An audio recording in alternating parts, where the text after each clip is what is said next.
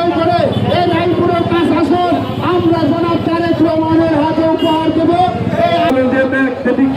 সেটা আসলে ভাষায় বলে প্রকাশ করা যাবে না। আপনারা ভবিষ্যতে সেভাবে প্রস্তুত থাকবেন। আগামীতে যে জাতীয় নির্বাচন হবে, আমরা জাতীয়তাবাদী যুবদল রায়পুর উপজেলা পৌরসভা স্বতঃস্ফূর্তভাবে ধানের শীষ প্রতীককে বিজয়ী করার জন্য ঐক্যবদ্ধভাবে আমরা কাজ করব।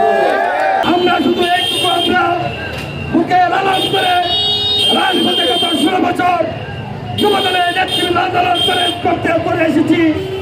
খালেদা জিয়ার মুক্তির লক্ষ্যে, গণতন্ত্রের মুক্তির লক্ষ্যে তারেক রহমানের নির্দেশ পালন করে আমরা হাসিনাকে এই দেশ থেকে পালিয়ে যেতে বাধ্য করেছি। তারেক রহমান 31তম বাস্তবায়নের জন্য সারা বাংলাদেশে প্রত্যেকটি নেতা কর্মীকে 31তম আলোকে ঘরে ঘরে পৌঁছে দেওয়ার জন্য আহ্বান করেছেন। তাদের শিশুর বিজয়কে সামনের নির্বাচনে সুনিশ্চিত করার জন্য সকলকে আহ্বান জানিয়েছেন।